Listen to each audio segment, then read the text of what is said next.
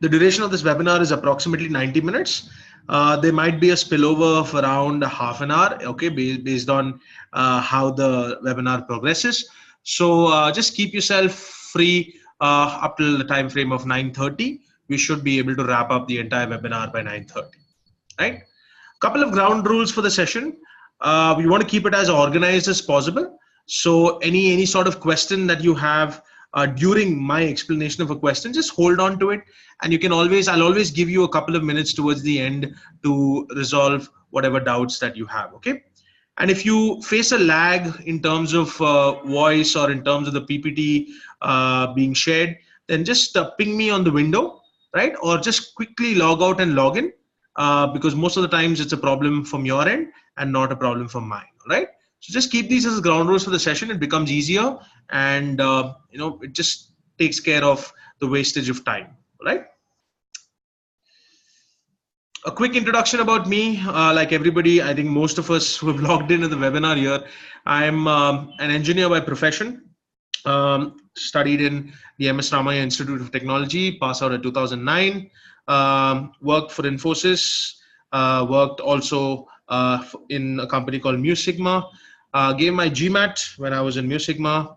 Got a score of 740, and I became a faculty because teaching is something that comes naturally to me. All right. So nothing more about me. You can maybe read up if you want to know about me a little more. You can read up on the website, right? So just a brief intro about CrackVerbal. I mean, all of you all, most of you all would have heard about us, but we founded in 2006.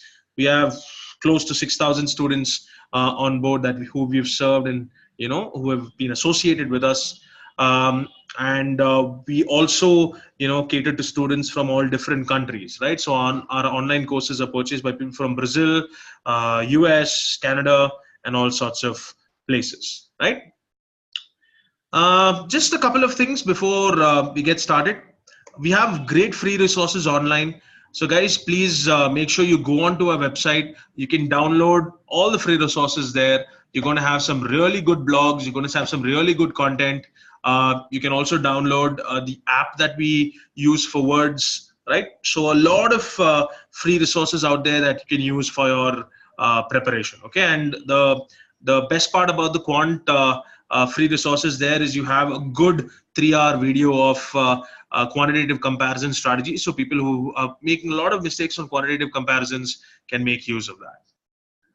We also have good material, vocabulary, ebook. We also have something called, application services information in terms of MIS, MIM. We give you information of which is better, the GMAT or GRE. So any sorts of questions that you have in terms of the application services, just go onto our website and download the ebooks and get your doubts clarified, right?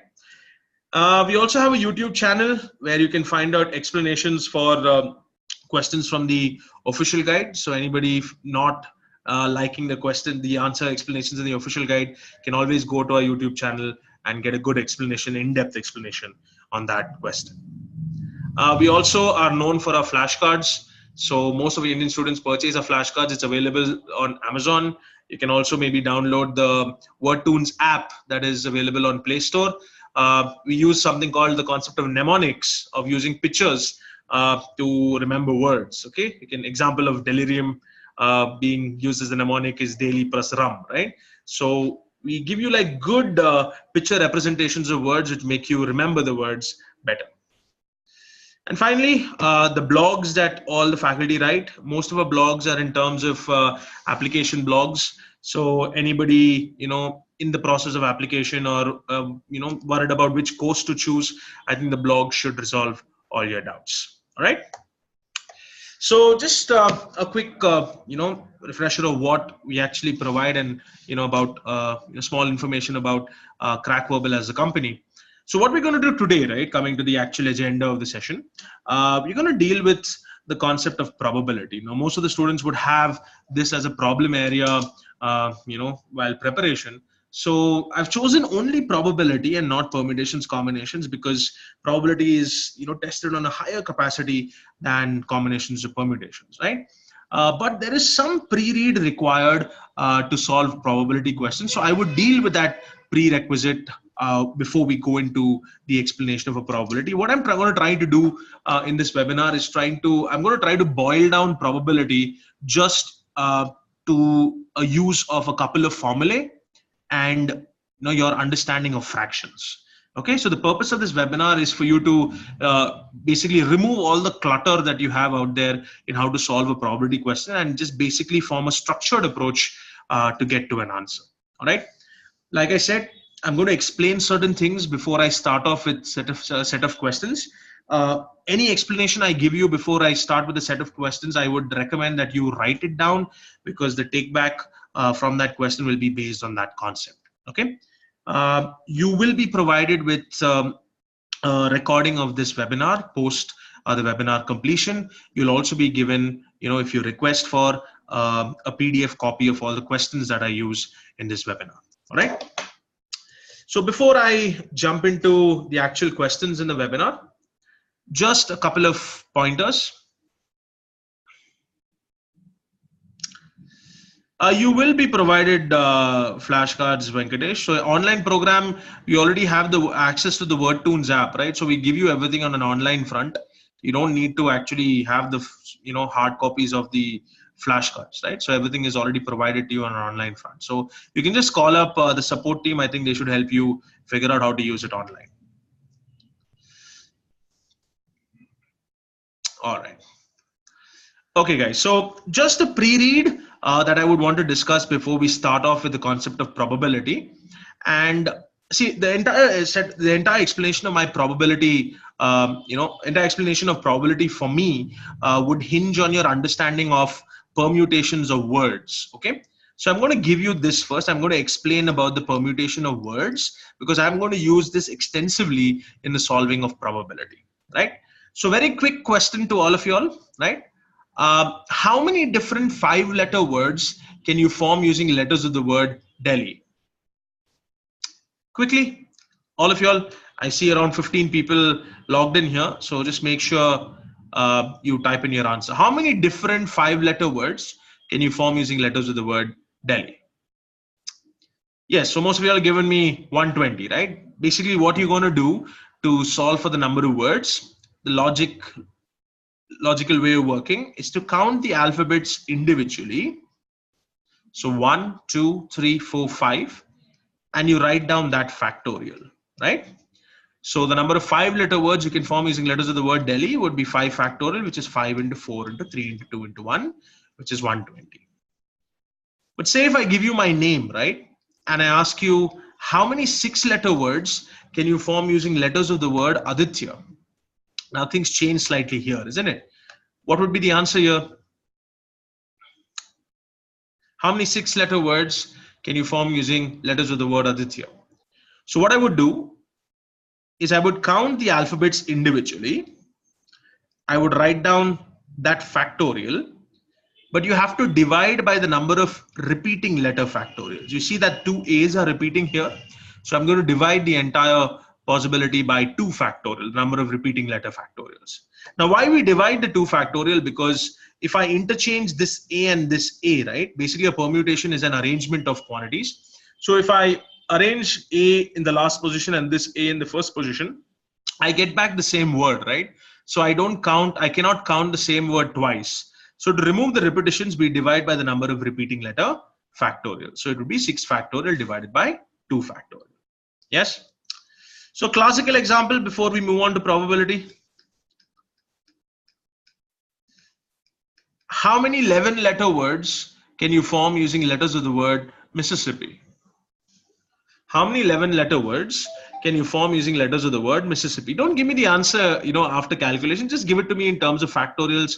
I should be okay with that.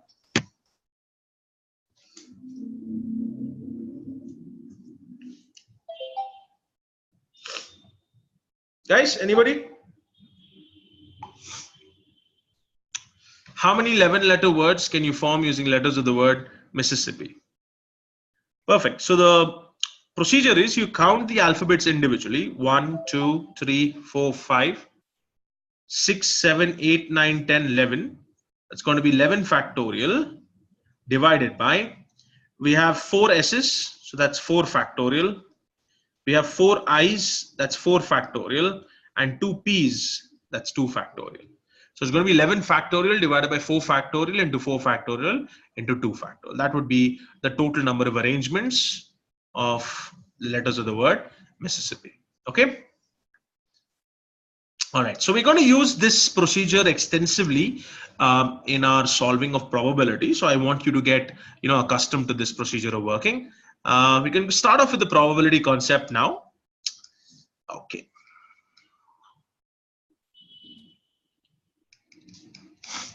Right.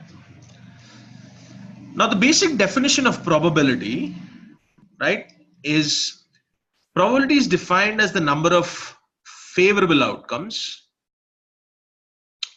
divided by the total number of outcomes, right?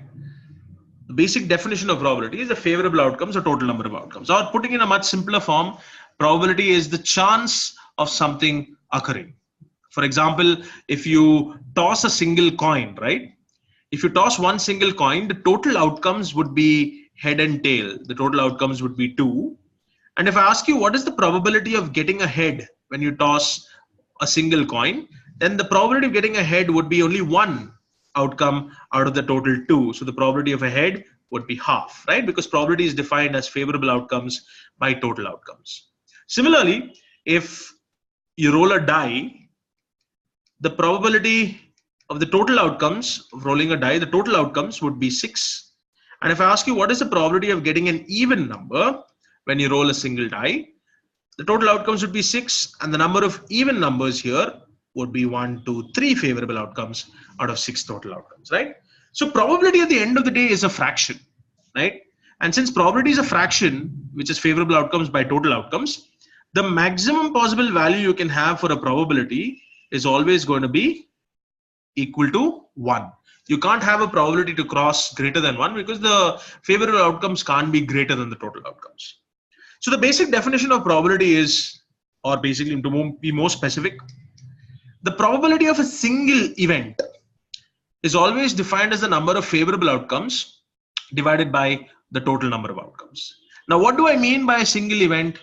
You call an event to be a single event when you're working only with one object. For example, you're tossing one coin, you're rolling one die, you're picking one card from a deck of cards, you're picking one ball from a bag of balls. So whenever you work with only one object, right, or whenever you pick one object from a group, then that is called the probability of a single event. So probability of a single event, straightforward, by definition, is the number of favorable outcomes by total outcomes. But what if I roll 2 die? What if I toss 2 coins? What if I pick 2 cards from a deck of cards? What if I pick 2 balls from a bag of balls? Basically, when I have more than one event or pick more than one object from a group, we call that event to be a complex event, right? Now, whenever you need to find out the probability of a complex event, the probability of any complex event is defined this way. The probability of a complex event is always the product of the probability of individual events into the arrangement. And this is the most important formula that you would use throughout in the calculation of probability. This is the only thing that you need to use, and your understanding of words that we discussed before, that is enough to solve any probability question that you get on the test. Okay, so the probability of any complex event will always be equal to the product of probability of individual events into the arrangement. Now, obviously, this formula is going to be new to some people, so I'm going to justify the usage of this formula. All right, and now this is how I'm going to justify the usage of this formula. I'm just going to write it again. The probability of a complex event is always the product of probability of individual events into the arrangement, right? So when do you use this formula? Whenever you're working with more than one object. For example, you're tossing more than one coin, you're rolling more than one die, you're picking more than one card from a deck of cards, you're picking more than one ball from a bag of balls, right? So I'm just going to use an example, and I want all of you all to help me out here with the questions that I ask you. Let's make it a little more interactive. If I toss 2 coins, right, or if I toss 1 coin twice, what will be the total outcomes? If I toss 1 coin twice, what would be the total outcomes? Perfect. It's going to be 4, right? That's because for the first coin, the total outcomes would be head and tail. For the second coin, the total outcome would be also head and tail, right? So it's 2 outcomes for the first and 2 outcomes for the second. So 2 into 2 would give me 4 outcomes. Similarly, if I toss 3 coins, right, the total outcomes you'll get will be 2 for the first toss, 2 for the second, 2 for the third. So it's going to be 2 for the first and 2 for the second and 2 for the third. So you're going to multiply 2 into 2 into 2, which gives you 8. So there's going to be 8 total outcomes when you toss 1 coin 3 times. Similarly, if you toss 4 coins, the total outcomes would be 2 to the power of 4. If I roll 2 die, it's going to be 6 for the first die and 6 for the second. So the total outcomes is going to be 6 into 6, which is 36, right? And the total 36 outcomes when you roll 2 die would be 1, 1, 1, 2, 1, 3 till 6, 6, right? So I'm going to justify the usage of this formula by using 2 examples. One, by using the example of tossing a coin, and also by using an example of picking balls from a bag, right? So let's take the example where we are tossing 1 coin 3 times. So when you're tossing 1 coin 3 times, the total outcome here is going to be 8, right? The 8 outcomes, if I list it out, would be this. It would be head, head, head, head, tail, head, tail, head, head, tail, tail. Then tail, tail, head, tail, head, tail, tail, head, head, and tail, tail, tail. This would be the 8 total outcomes when you toss 1 coin 3 times. Now, if you list out the probabilities, right? If you list out the probability becomes a piece of cake to work with. For example, if I ask you now, what is the probability of getting 3 heads when you toss 1 coin 3 times? Just look at the total outcomes. Remember, probability is total favorable outcomes by total outcomes, right? What is the probability of getting 3 heads when you toss 1 coin 3 times? Think about it, guys. I want all of you all to give me an answer so that I know you're understanding, because if you don't understand this, you're not going to understand what I'm going to do further, right? Perfect. It's going to be 1 out of 8, right? Because it's going to be 1 favorable outcome, and I have a total of 8 total outcomes, right? Remember, probability is always favorable divided by total, isn't it? So if you list out things, things become very, very simple. What if I ask you, what is the probability of getting 2 heads and a tail when you toss 1 coin 3 times? Can you answer that, please? What is the probability of getting 2 heads and a tail? Remember, guys, probability is favorable divided by total, right? So don't give me probability as 1 or 2, right? It doesn't make sense. Probability is always the favorable outcomes divided by the total outcomes. The total outcomes is always a set of all possibilities. So what is the total possibilities we have here? Counting all the cases, 1, 2, 3, 4, 5, 6, 7, 8. Out of the 8 cases, you have to tell me how many cases would you get 2 heads and a tail. So clearly for 2 heads and a tail, this is going to be my first case. This is going to be my second case. And 2 heads and a tail, this is going to be my third case, right? So these are my 3 favorable outcomes out of the total outcomes. What are the total outcomes here? 8. So the probability of getting 2 heads and a tail would be 3 by 8. So you see, when you list out the probabilities, right, things become very, very easy to solve. But not always can you list out the probabilities, right? What if I give you, a question where you're going to toss a coin 5 times, and now I can't list out all the 2 to the power of 5 cases, right? What about this? Again, look at the list and give me an answer. What is the probability of getting a head on the first toss, head on the second, and tail on the third? What is the probability of getting a head on the first toss, head on the second toss, and a tail on the third? Again, look at the list and tell me how many favorable outcomes and how many total outcomes. Guys, how many favorable outcomes where I'm going to get head on the first, head on the second, and tail on the third? There's going to be 1 favorable outcome out of how many total outcomes? Perfect. It's not 2 by 8, Mukesh. I can only get head on the first, head on the second, and tail on the third with this outcome, right? I don't have anything else which gives me head on the first, head on the second, and tail on the third, right? I'm specifying the order here. So there's only one favorable outcome out of the 8, which gives me the probability. So you see how easy probability becomes when you list out things and work with, the listed out possibilities. So this is where this formula comes in handy, okay? Now, what if you're not able to list things out like this? And what if the question asked you, what is the probability of getting 3 heads when you toss one coin 3 times? Now, this is what I'm asking you to do, right? I'm asking you to keep this formula in your mind. When they ask you to toss, or when they ask you to work with more than one object, you always understand that as a complex event. Now here, I need to toss one coin 3 times. So for me, the complex event would be H, H, and H, since I need to find out the probability of getting head on the first, head on the second, head on the third, right? I want probability of getting 3 heads when I toss one coin 3 times. So I would represent my complex event in terms of alphabets, right? I need a head, I need a head, and I need a head. So this becomes my complex event. So the probability of a complex event is defined as the product of probability of individual events into the arrangement. Now these are my 3 individual events, head, head, and head. Now the probability of getting this first head would be half. The probability of getting the second head would be half. The probability of getting the third head would also be half. So I said it's the product of probability of individual events. So half into half into half. Into the arrangement. Now what do I mean by the arrangement? I mean the arrangement of this word H, H, and H, right? I want you to tell me how many 3-letter words can you form using letters of the word H, H, and H? That would be 3 factorial divided by 3 factorial. That's only one possibility, right? So into 3 factorial by 3 factorial, which would cancel out to give you 1. So half into half into half gives me 1 by 8. And that's exactly what I have here, right? This is the only favorable outcome out of the 8 outcomes, which gives me 3 heads.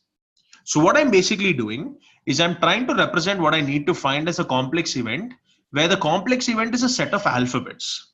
And then I'm using the definition that the probability of a complex event is always equal to the product of probability of individual events into the arrangement. I'm breaking it down to individual events, writing the probability for each, multiplying them, and then working with the arrangement of that word H, H, and H. Right? Perfect. Now let's work with the probability of getting 2 heads and a tail. So if I need 2 heads and a tail, I'm going to represent the probability as H, H, and T. So this is my complex event. So the probability of a complex event is the product of probability of individual events. So the probability of getting this head would be half. The second head would also be half. Getting the tail would also be half, right? So that's the product of probability of individual events into the arrangement. Now remember, the arrangement is the most important. What do I mean by the arrangement? The arrangement of these words, of this word H, H, and T. So you should tell me how many different 3-letter words can you form using letters of the word H, H, and T. So that would be 1, 2, 3 factorial divided by 2 factorial, because the 2 H's are repeating.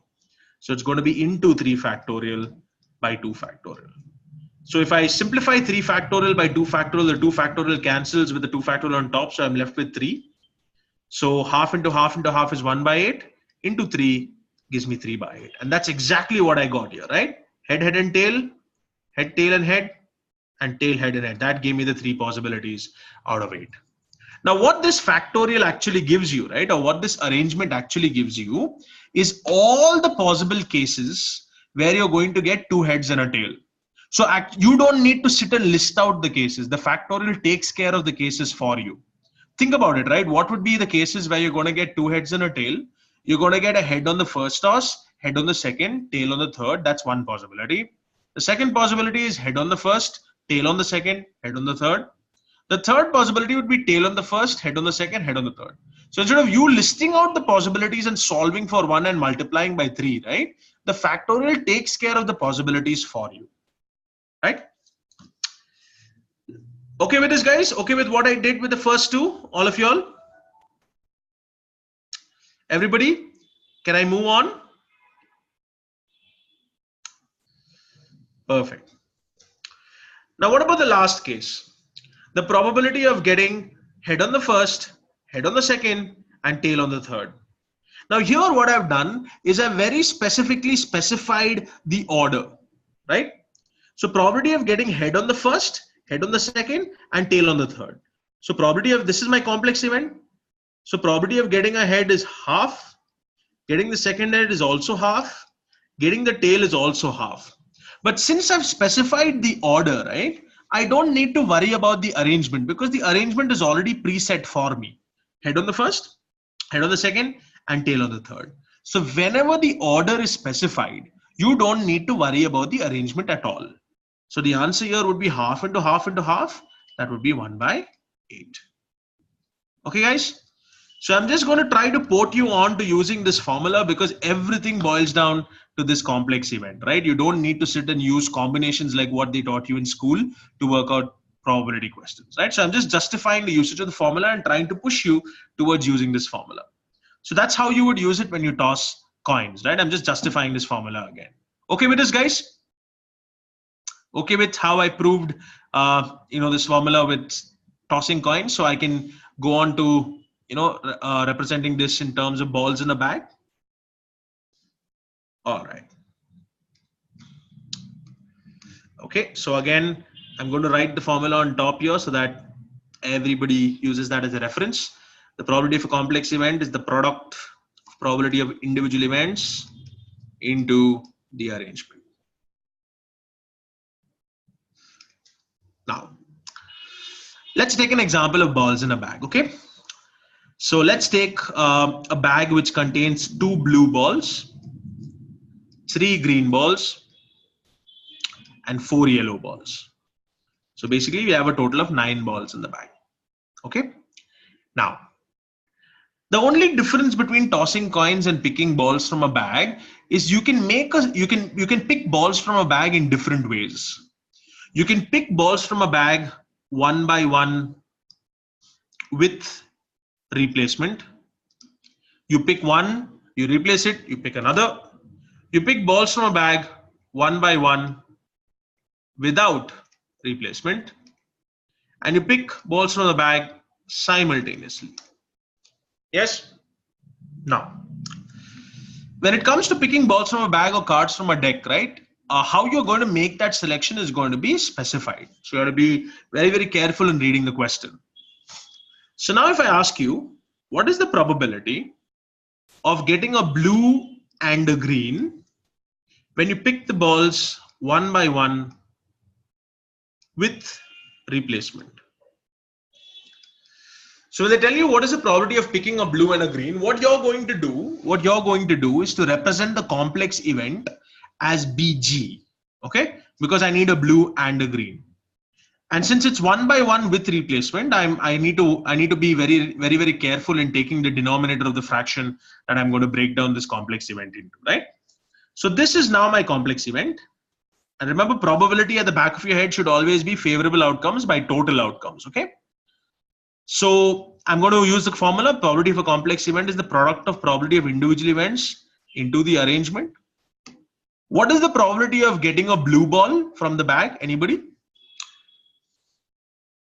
Any one of y'all? What is the probability of getting a blue ball from the bag? I want all of y'all to answer this, please. What is the probability of picking a blue?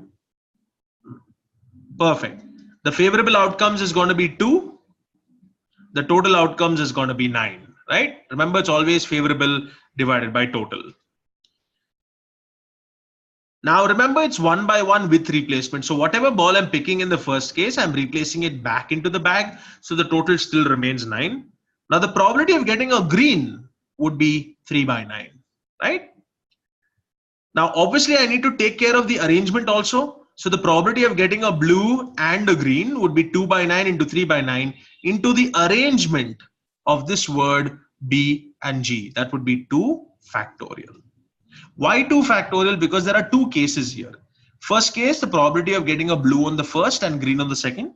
And the second case, the probability of getting a green on the first and blue on the second. So 2 by 9 into 3 by 9 into 2 factorial would be the answer here. So simplifying, 3 ones are 3 threes are, 2 factorial is 2, which gives me 4 by 27, right? That would be the answer for getting a probability for blue and a green. Now similarly, if I ask you, what is the probability of getting a blue and a green when you pick the balls one by one without replacement? And I want all of you all to think about it, okay? Just use it in terms of the complex event. I don't want any of you all to calculate it. I just want you to tell me how would you basically write this complex event as a product of probability of individual events into the arrangement. So can all of you all tell me what would be the probability of getting a blue and a green when you pick the balls one by one without replacement in terms of the multiplication of fractions? Please quickly type in the chat window. And again, I want everybody to give me an answer for this, okay? Guys, quickly, so that it gives me an understanding that you've understood what I'm trying to tell you here. Don't forget the arrangement. Nabanshul, don't forget the arrangement, right? Perfect. So most of you all have given me the correct answer. So it's going to be 2 by 9. That's the probability of getting the blue. Remember, it's always favorable divided by total into, this is 1 by 1 without replacement. So I've already picked 1. So the total reduces by 1. So 8. And I need a green. So the favorable outcomes would be 3. Into the arrangement of this word B and G. That would be 2 factorial. So again, simplifying, 3 ones are 3 threes are, 2 ones are 2 fours are, 2 ones are 2 twos are. I'm going to get the probability to be 1 by 6. Similarly, I want everybody to give me an answer for this. What is the probability of picking 3 balls from the bag, one by one, without replacement, and getting 2 blues and a green? So my question again, what is the probability of getting 2 blues and a green when you pick the balls from a bag one by one without replacement?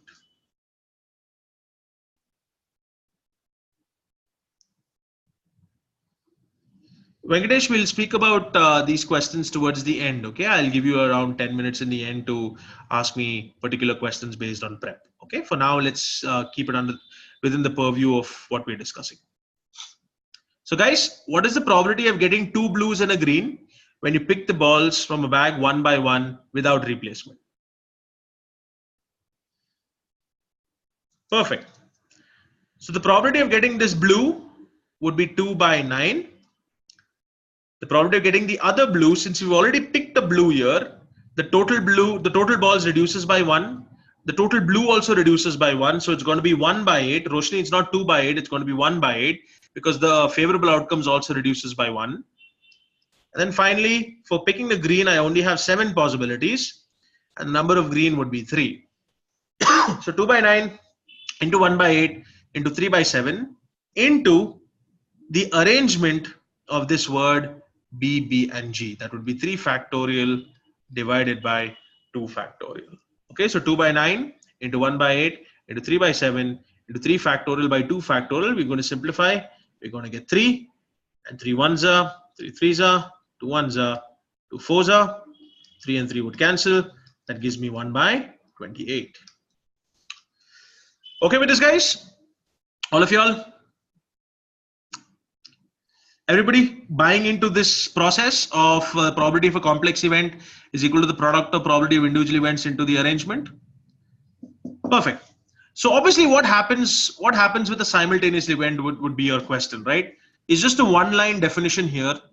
If you're given a simultaneous event, for example, they might tell you, what is the probability of picking a blue and a green simultaneously? What is the probability of getting a blue and a green when you pick 2 balls from the bag simultaneously?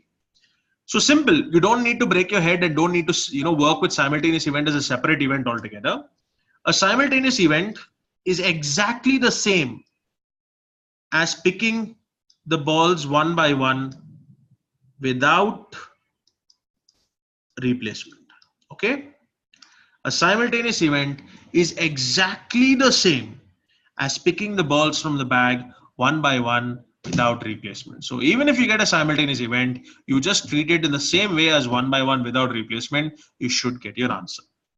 Okay with this, guys? Everybody? Yes, I'm just saying simultaneous event is always when you pick one by one without replacement. Actually, the cases that they're going to give you, right, when for simultaneous events would be this. I'll give you an example where they would give you a simultaneous event. All right. So let me use the same example. You have a bag where there are 2 blue, 3 green, and 4 yellow balls in the bag, right? Say a total of 9 balls in the bag. And now I ask you, what is the probability of getting a blue and a green when you pick the balls simultaneously? So I told you here again, a simultaneous selection is exactly the same as one by one without replacement. So probability of getting a blue would be 2 by 9. Probability getting a green would be 3 by 8. Remember, it's simultaneous is always one by one without replacement. Into the arrangement, that would be 2 factorial. But where they normally give you, right, this simultaneous event is when they ask you to find the probability of picking 2 balls simultaneously such that at least one of the balls is blue. Okay. So if I ask you for the same question where I have 2 blue, 3 green, and 4 yellow balls in the bag, I ask you to tell me what is the probability of getting at least one blue ball when you pick 2 balls simultaneously. Now let's work it out stage by stage so that you also understand how things work when you have an at least scenario. There are 2 cases you can use to work this at least scenario. One would be the long roundabout procedure to solve, which again will strengthen your understanding of the concept. And second is the easier procedure to solve, which will be like a hack of sorts to get to an answer very quickly. So let's take an example, okay? Let's work the long drawn procedure first.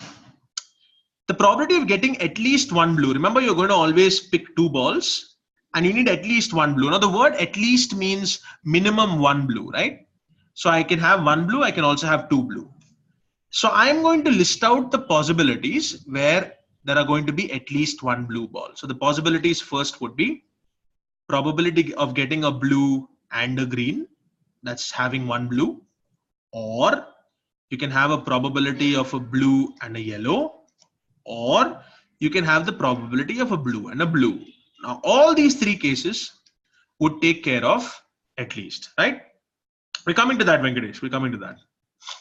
Now the first procedure of working is to list out the cases like this and to solve for each of the cases, because each of my cases now is a complex event. And remember, we are dealing with a simultaneous selection, so it's always one by one without replacement. That always should be at the back of your mind. So the probability of getting a blue and a green would be 2 by 9 into green would be 3 by 8 into 2 factorial.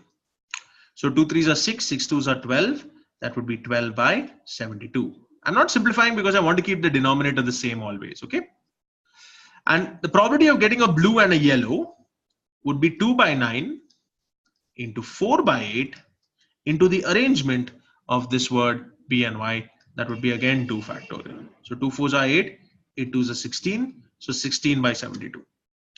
And finally, the probability of getting 2 blues, 2 by 9 into 1 by 8 into 2 factorial by 2 factorial, which would cancel out anyway because the total arrangements you can have of the word BB is going to be 1, which is going to be 2 by 72. So whenever you have the word or, right, you're going to add. Basic rule in probability is the word or means addition and the word and means multiplication. So 12 plus 16 is 28. 28 plus 2 gives me 30. So I have 30 by 72. If I'm going to simplify this, it's going to be 6 5s are 30, 6 12s are 72. So the probability is going to be 5 by 12. Now this procedure is the long drawn understanding procedure of solving this question. But the easier way to solve for at least one blue, right? The easier way of solving at least one blue is to always go the backward procedure of working, right? What I mean is this. The meaning of at least one blue is, say we have maximum of 2 blue balls, right? So there are 3 scenarios possible. I can have 0 blue, I can have 1 blue, I can have 2 blue. And the meaning of at least one blue is it has to be minimum 1 or more. So these 2 cases would entail at least one blue. So instead of you solving for 1 blue and 2 blue, the better way to work this out would be to take the total possibility, and remember the total probability will always be 1, and subtract what you don't need. What you don't need is when none of the balls are blue. So the probability of at least 1 blue will always be the maximum probability 1 minus the probability where none of the balls are blue. Now again, don't waste your time and list out all the cases where none of the balls are blue, right? Because you're going to get 3 cases in that case also.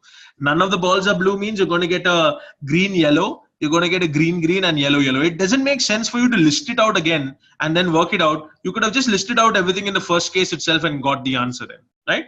You'll have to think a little smartly here. So the total probability is 1. Now the probability where none are blue, I'm just going to write it as not blue and not blue, okay? The probability where none are blue, again, remember probability is always favorable outcomes divided by total outcomes. So if I ask you what is the probability of not getting a blue, if I'm going to pick 1 ball out of this bag of 9 balls, what would be the probability there? What would be the probability of not getting a blue when I'm going to pick 1 ball from this bag of 9 balls? Think about it, guys. Remember, probability is always favorable by total, right? So what is the probability of not getting a blue when I pick 1 ball from this bag of balls? Perfect, 7 by 9, right? Because the favorable outcomes I have is 3 green plus 4 yellow, which is 7, and the total outcomes is 9, isn't it? Now I've already picked up one ball which is not a blue. So obviously the total reduces by 8, and the favorable outcomes is going to be 6. And the arrangement of NB is going to be 2 factorial divided by 2 factorial, which will cancel out anyway. So 1 minus 7 by 9 into 6 by 8. So 3 2s are 6, 3 3s are 9, 2 1s are 2 4s are, gives me 1 minus 7 by 12, which gives me the same answer that we got previously, that is 5 by 12. So where does this procedure comes in handy, or where would they test you on the simultaneous way of working, is when you have a case of picking 2 balls and they ask you what is the probability of getting at least 1, or they'll just ask you to pick up more than 1 and they ask you what is the probability of at least 1 or at least 2 and so on, right? So the easier way to do it, at least 1, remember, is always total minus none. Okay with this, guys? Everybody? So whenever you have a probability question, right, whether it's balls in a bag, whether it's cards in a deck, whether it's in terms of tossing a coin, you can always think of pushing and porting on the probability question to this formula, that the probability for complex event will always be equal to the product of probability of individual events into the arrangement. Okay, so that's the first bit of this entire topic of probability. We'll work out some questions to reinforce the understanding of this concept, and then we'll look at a last bit of probability where things become a little more complicated. Okay with us, guys? Any questions on the first bit? If you have any doubts, you can ask me right now. I'm going to give you 2 minutes for that. If no doubts, then I can go on to the PPT that I have here.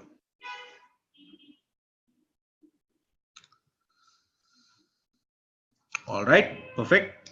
So I have a set of questions here, right? And using these questions, I'm going to tell you exactly how you need to think on particular types of questions, okay?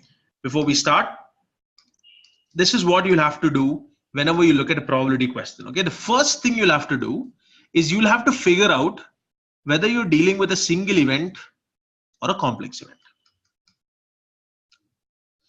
okay? Now, what is a single event? Single event is when you pick one object from a group. Whenever you're picking only one object from a group, it's always a single event. And remember, probability of a single event is just straightforward. You just have to figure out the total outcomes. You just have to figure out the favorable outcomes, and you have to divide the two. But whenever you have a complex event, you have to represent the complex event as a set of alphabets. So the probability of a complex event is always the product of probability of individual events into the arrangement. Okay? Always try to represent the complex event as a set of alphabets, and then you break down that complex event in this form. Okay? So whenever you see a question, always try to bifurcate the question based on single event and complex event. Rule of thumb, a single event is always when you're picking one from a group. Complex event is always when you're picking more than one from one group. Okay. So to start off with the questions, here is your first question. Right, I'm going to give all of you all a minute and a half exactly to solve. I don't want any of you all to type in the answers until I ask you to do so. Okay, at the end of 1 minute, I'm going to ask all of you all to type in your responses, and I want a response from all 13 of you all who are participating here. Okay, it doesn't matter if you're right or wrong. At the end of the day, it's what you take back from the session. So your 1.5 minutes start now.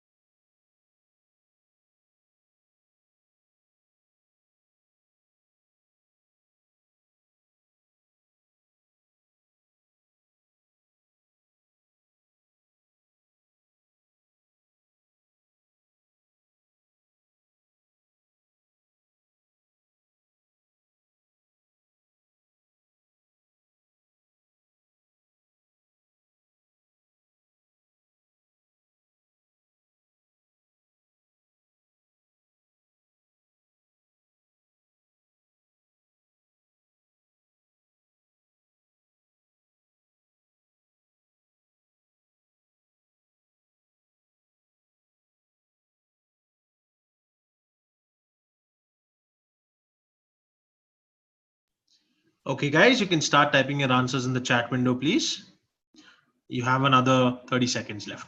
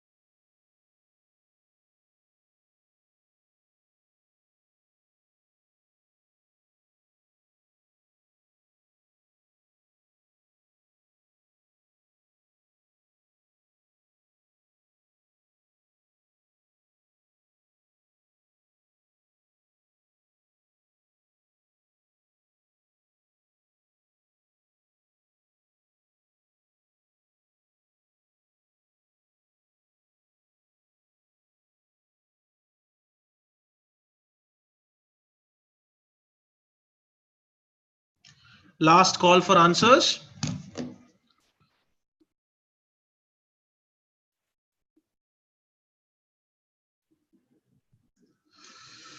All right, so like I said, right, the questions on the test are not going to be, straightforward, that it's going to give you what is the probability of getting 2 blues and a green when you pick 3 balls from a bag of balls, right?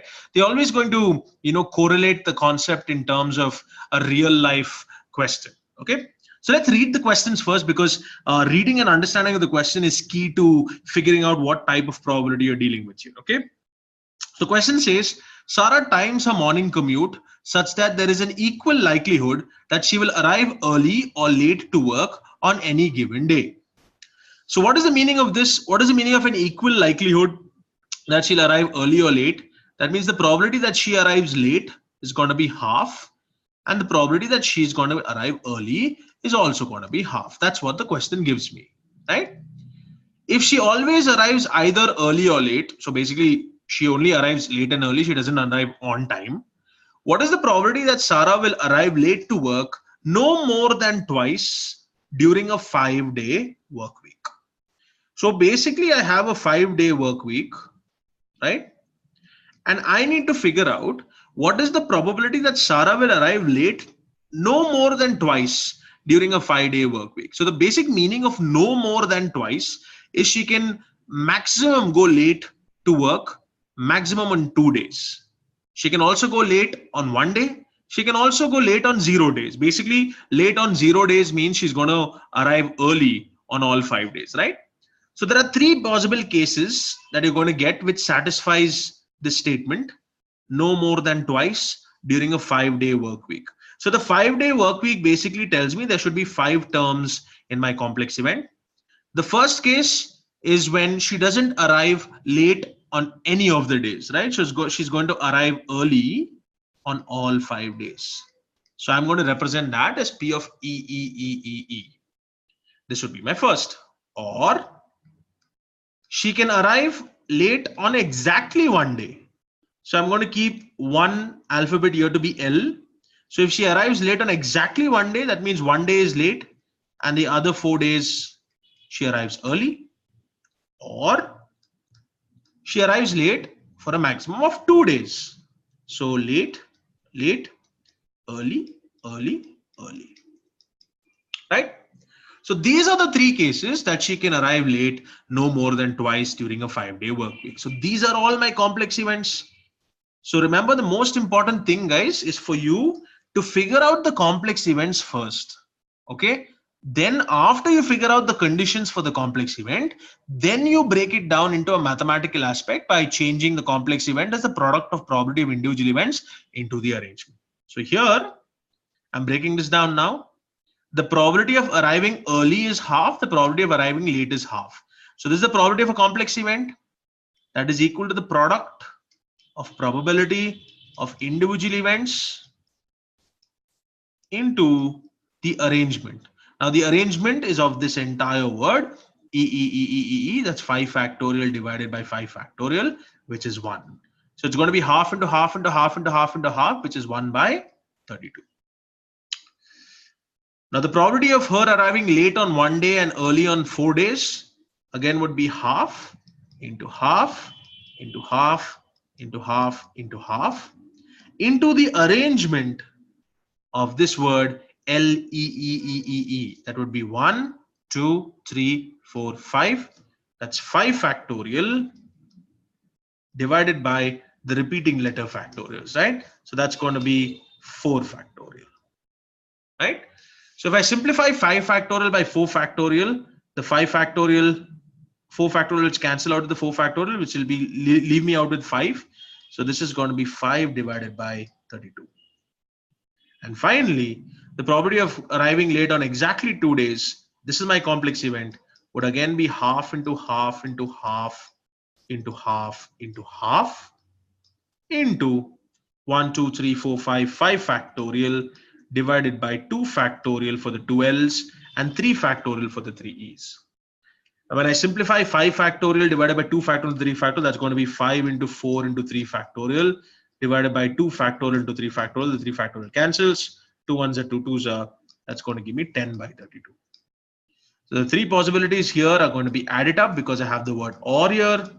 So 1 by 32 plus 5 by 32 plus 10 by 32 would give me 16 by 32, and 16 by 32 is half. So the answer here has to be Charlie, right? So you see how the complex event is going to help you out. And remember, you will have to figure out how to put the complex event. That is only possible by reading the question and understanding what the question gives you, right? So clearly in this question, I'm going to deal with the complex event, right? Okay with this, guys? Okay with the explanation to this question, all of y'all? I'm going to, basically what I'm trying to do is give you some questions or complex events and then move on to single events so that you know what the difference is. Perfect. So let's look at another question, okay? One pretty similar to the previous one. So if you've understood what you got to the previous one, I want an answer from all 13 of you all in this question, okay? So here's question 4. I want all of you all to take a minute and a half and give me an answer, please. Your time starts now.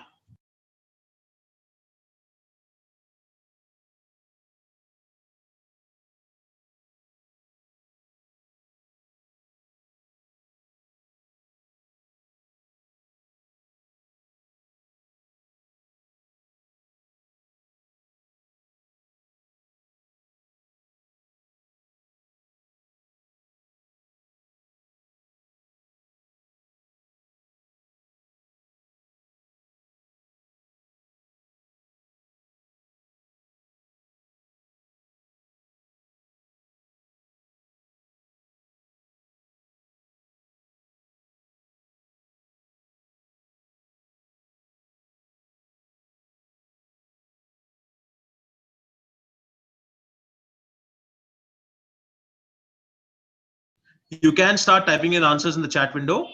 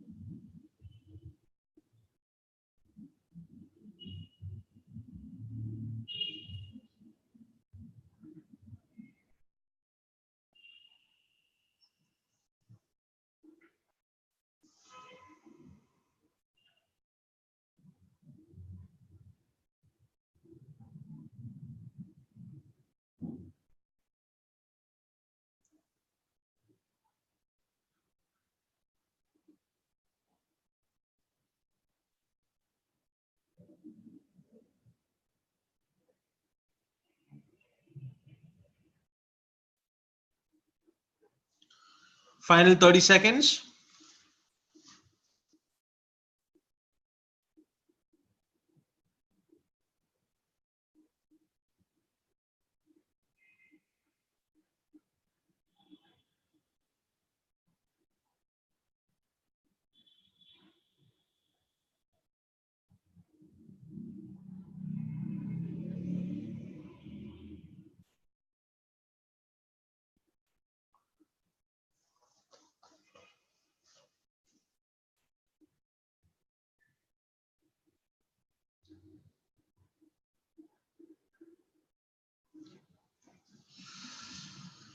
All right. Now, again, I told you what is very, very, very important is you figure out what the question is actually asking you to find out. You have to first figure out the cases, then you'll have to apply the probability of a complex event way of working. Okay. So in Rwanda, the chance for rain on any given day is 50%. So basically, the probability of rain is going to be half. So if the probability of rain is going to be half, the probability of no rain is also going to be half. 1 minus half would give me the probability of no rain. So the question is, what is the probability that it rains on 4 out of 7 consecutive days in Rwanda? So basically, I have 7 consecutive days, and I need to figure out the probability that it rains on 4 out of these 7 consecutive days. So I need 4 hours and I need 3 n's. Obviously, if it rains on 4 days and I want it to rain on 4 out of 7 consecutive days, it should not rain on the other 3 days, right? So R, N. So this is my complex event, and that is what the question is actually asking me to find out, right? So the probability of it raining on the first day is going to be half into half into half into half into half, right? Into the arrangement of this word R, N, which is going to be 1, 2, 3, 4, 5, 6, 7, 7 factorial divided by 4 factorial into 3 factorial. So let's simplify that. 7 into 6 into 5 into 4 factorial divided by 4 factorial into 3 factorial. So 4 factorial cancels. 3 ones are 3 twos are 7 fives are 30. 30 into 2, 75 is 35. 35 into 2 gives me 70. So it's going to be a total. Remember, guys, it's 4 factorial, so cancels. 3 factorial is 6, so 7 5 is 35. 35 into 2 gives me 70, right? Yes. So 6, right? So this cancels out entirely. So this gives me a total of 35. So the overall probability is going to be favorable outcomes divided by total outcomes, right? So 35 divided the total outcomes will be half into half into half into half into half. That's 128. So the answer here has to be Charlie. Right? So you have to break down this question. You have to break down this question in terms of the complex event first, right?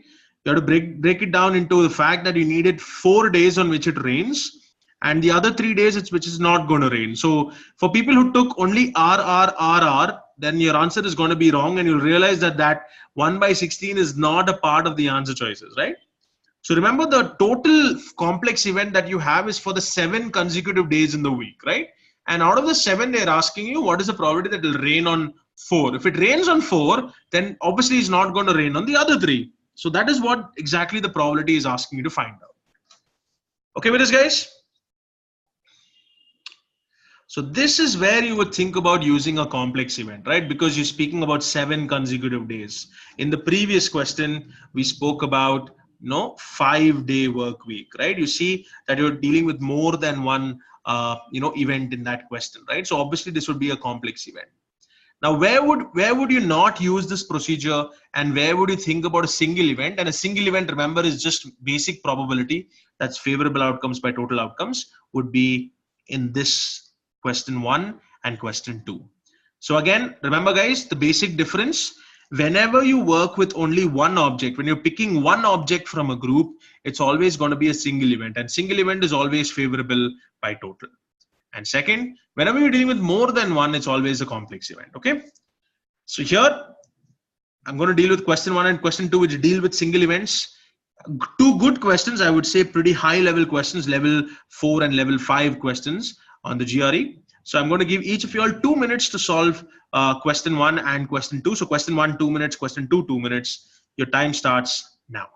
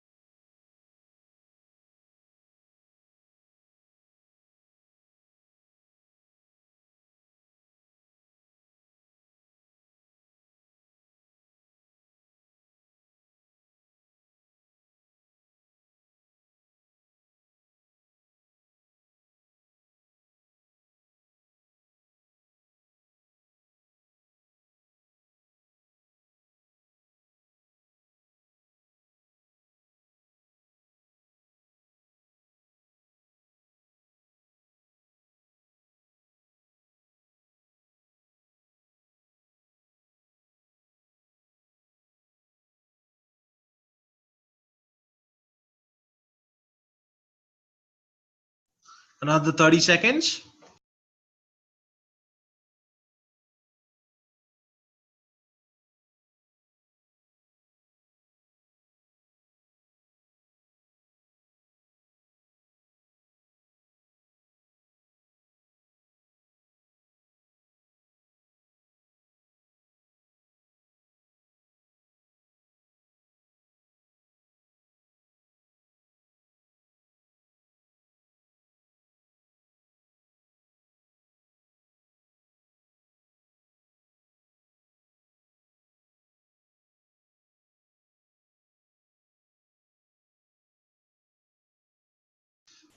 All right. So I see most of you all have given me C, and that's the absolutely right answer. But let's work this out, okay? And this is for the people who did not get the answer to this question, right? So I have 2 companies, company A, and I also have company B. Company A has 400 employees, and company B has 500 employees. Among these companies, there are 50 married couples, each consisting of an employee from A and an employee from B. So if I have a total of 50 married couples, the total number of people who are married to each other is going to be 100, right? So 50 married couples basically means 2 people, right? A married couple is 2 people. So to have a total of 100 people who are part of a married couple. So just to make things simpler, let's keep the 50 males to be a part of company A, and let's keep the 50 females to be a part of company B. Now the question says, if one employee is to be selected at random from each company, when they tell me one employee is to be selected at random, I know this is going to be a single event for me, because at the end of the day, I'm only picking one object from a group. So I know a single event is always favorable outcomes by the total outcomes. what is the probability that the two employees selected will be a married couple? So there are multiple ways to work this out, but the most easiest understanding way to work this out is let's actually name the couples as M1 F1, M2 F2, M3 F3 till M50 and F50. Okay, these would be the couples here. Now, if I ask you, what is the probability of getting M1 from company A and F1 from company B? The probability of picking M1 from company A would be 1 out of 400. That will be the favorable divided by the total. And the probability of getting F1 from company B would be again favorable divided by total. So the probability of getting M1 and F1 would be 1 by 400 into 1 by 500. That would be the probability for it. Same way, if I ask you what is the probability of getting M2 and F2 from company A and company B, the answer is not going to change, right? It's still going to be 1 by 400 into 1 by 500. The same will hold good if I take M3 and F3. So 1 by 400 into 1 by 500. The same would hold good if I take M4 and F4. The same would hold good when I take M5 and F5.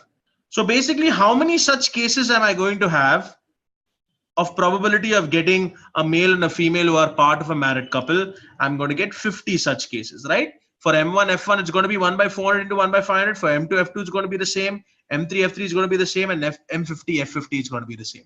So I have 50 such cases. So 1 by 400 into 1 by 500 into 50. So 50 ones are 50 tens are. Gives me the answer to be 1 by 4,000.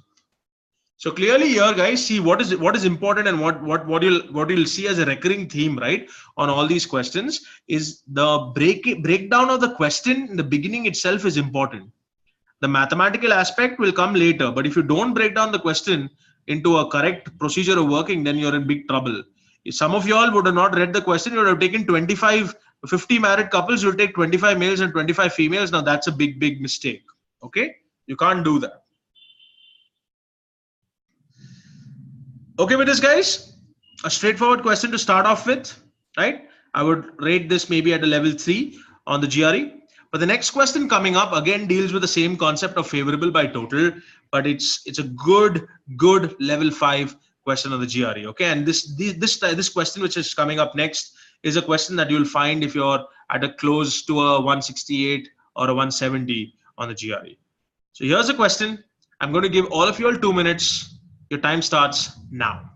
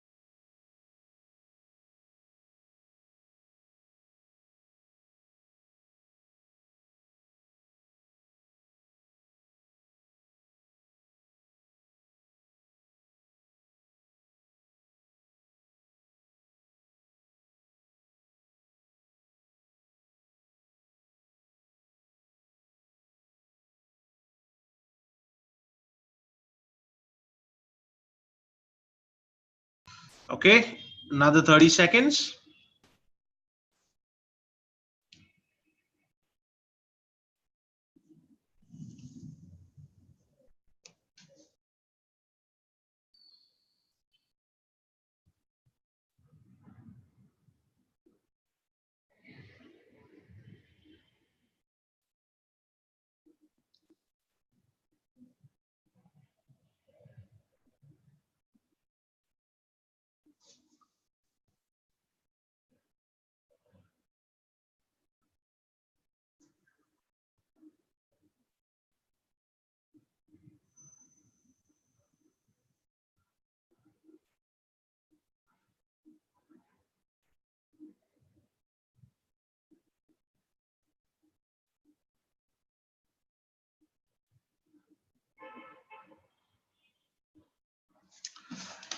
All right. So you'll realize that this question does not test you too much in terms of probability, but it tests you more on your understanding of the concept of number systems, right?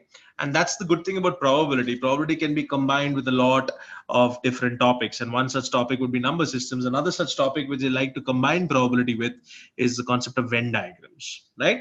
We'll come to that later, but you'll realize that the question here deals with a basic probability formula, right? That the probability of any single event will always be the number of favorable outcomes by the total outcomes.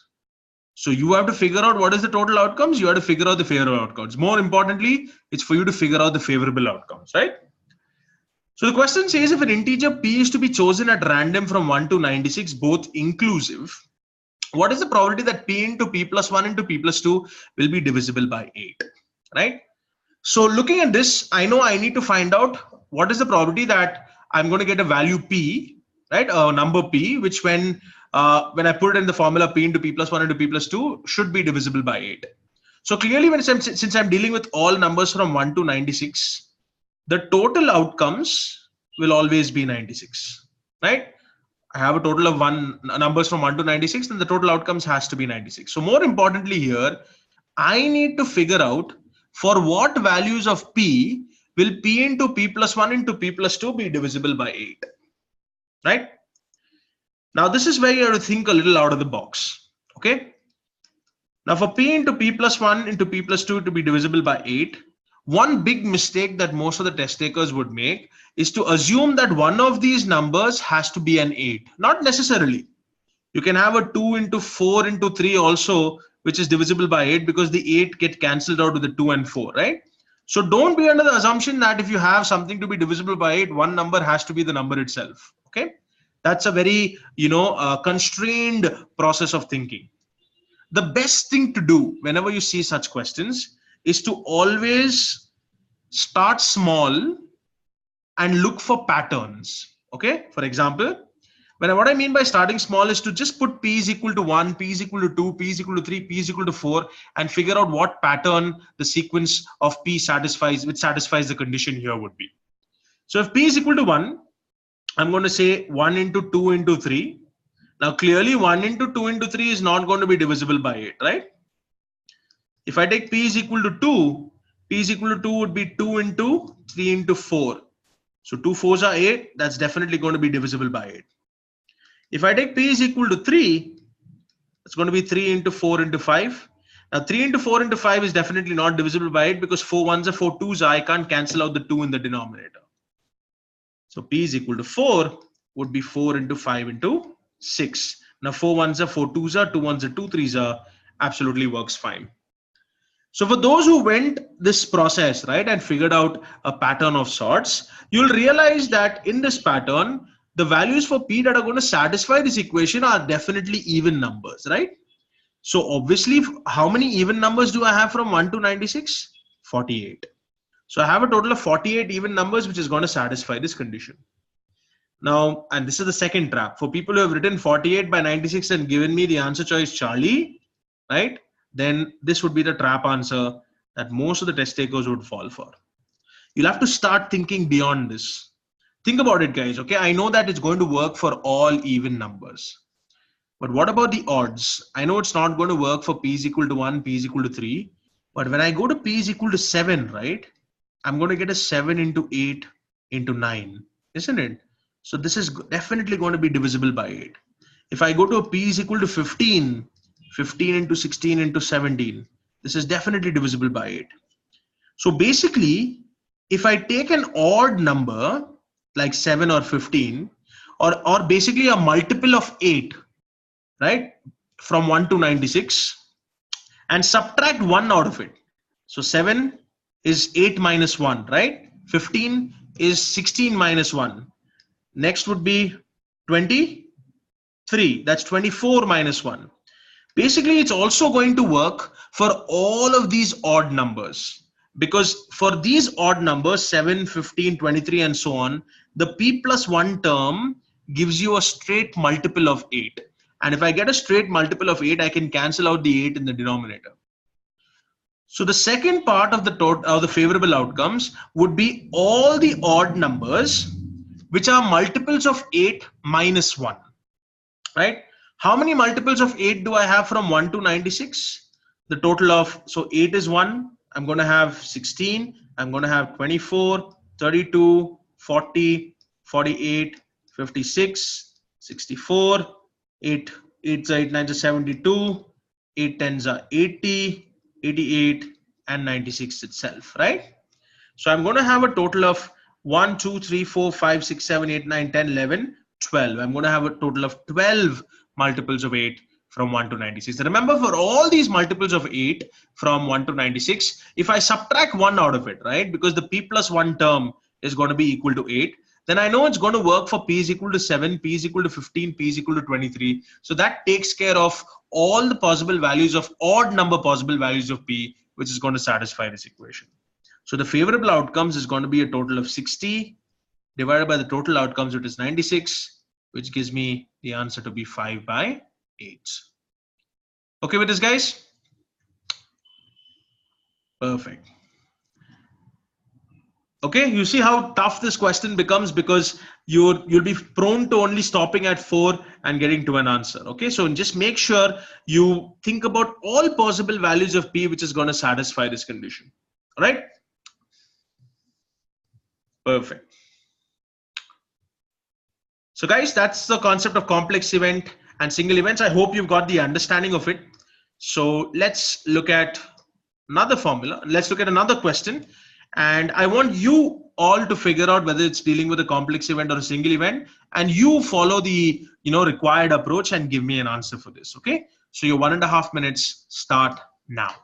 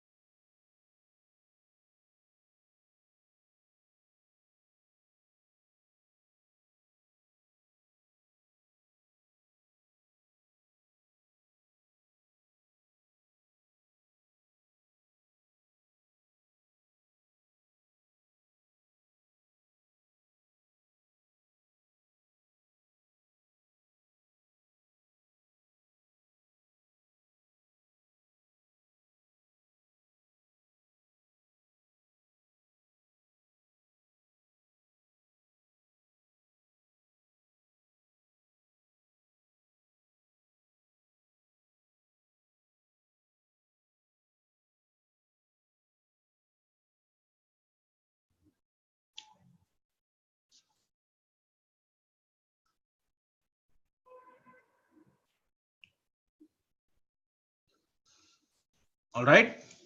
So last call for answers.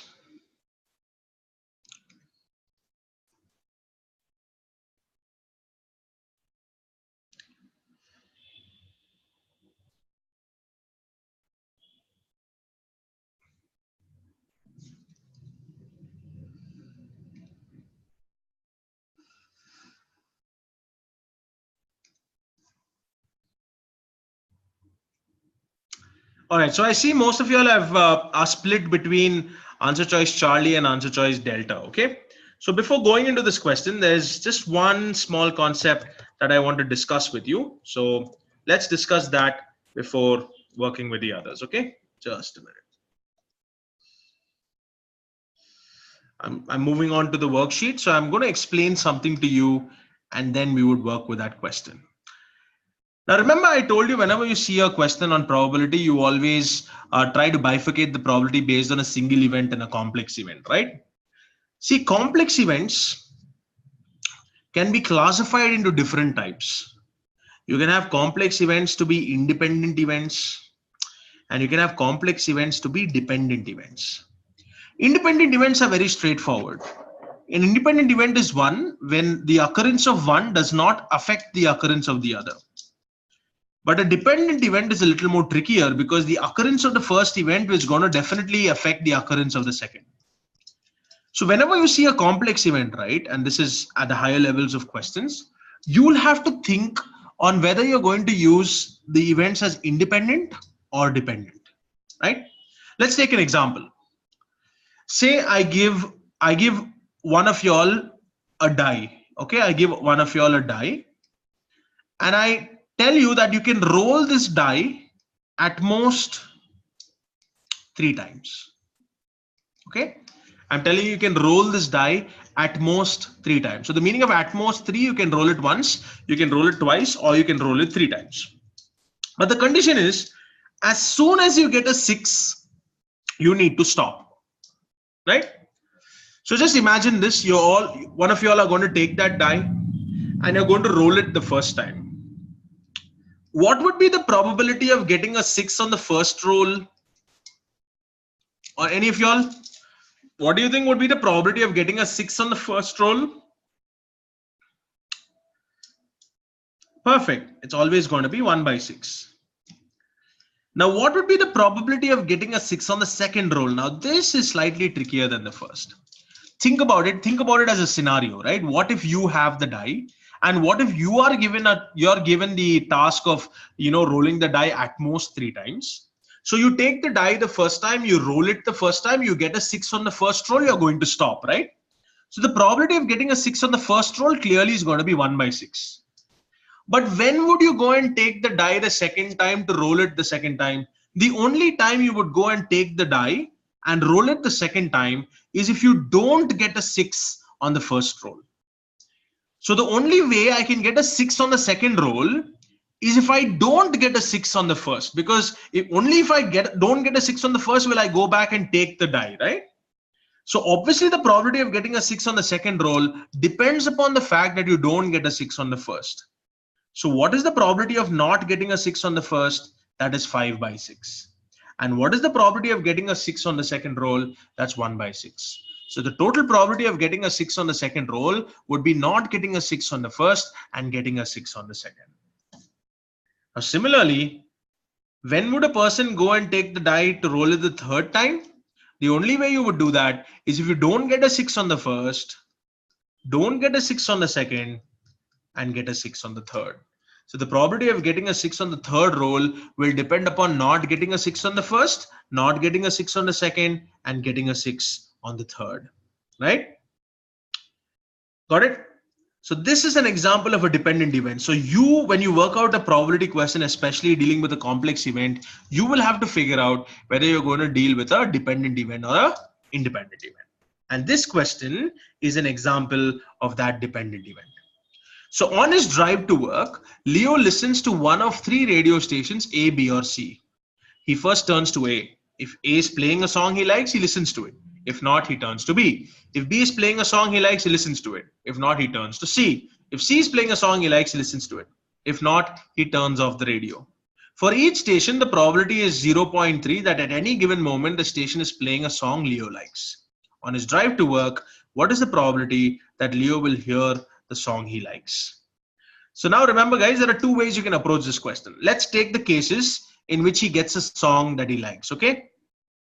So the first case he's going to get a song that he likes would be he gets a song in station A, right? He directly gets the song he likes in station A. So the probability of getting a song he likes in station A is going to be 0.3.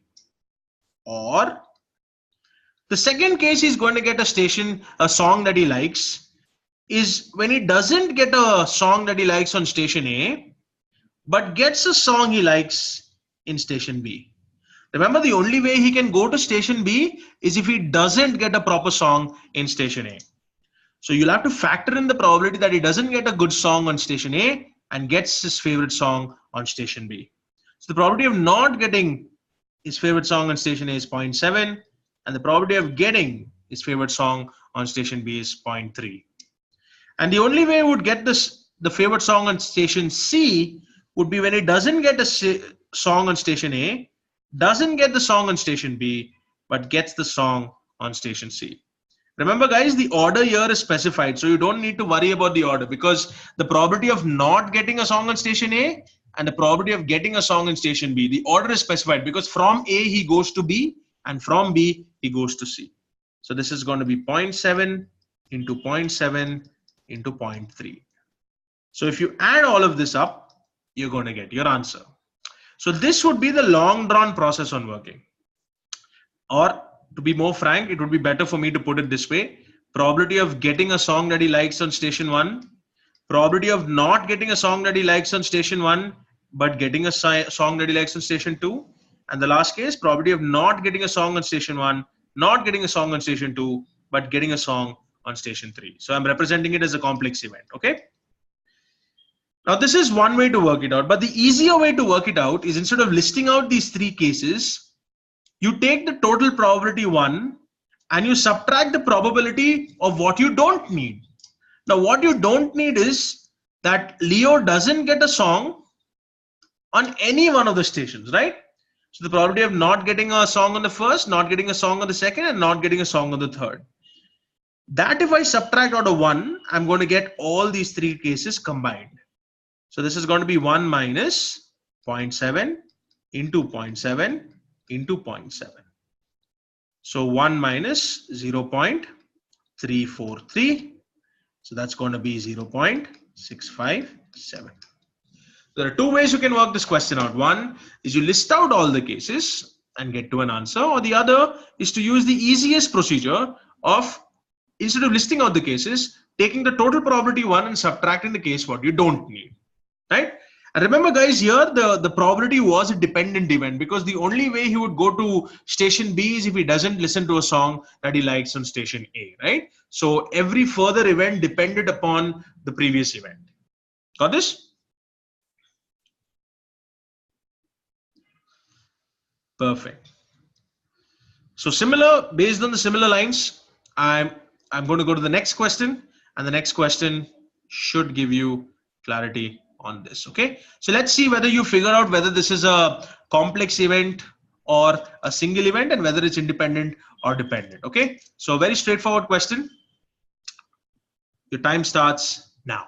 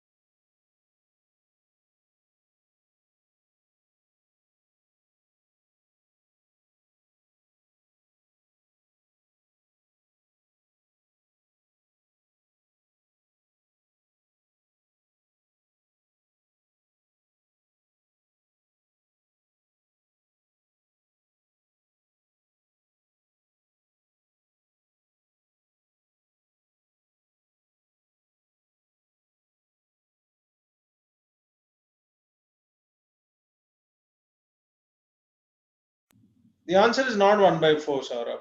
Okay, you have to think a little more in depth. Okay.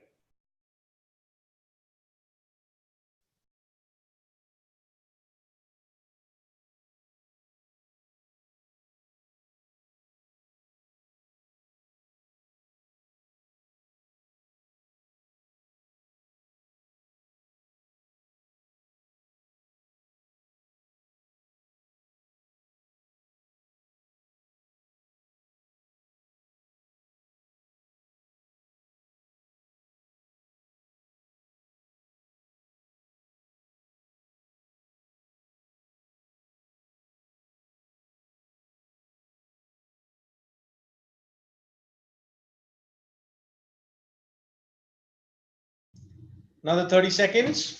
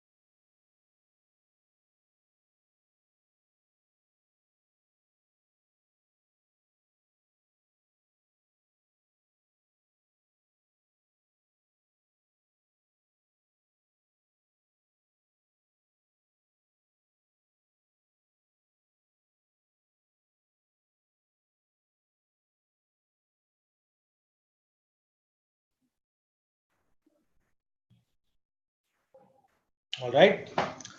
So let's have a discussion here, okay? It's a very straightforward one. Again, I told you your number system concept should be strong here. Three numbers from 1 to 100 inclusive are selected at random, and the numbers can be repeated.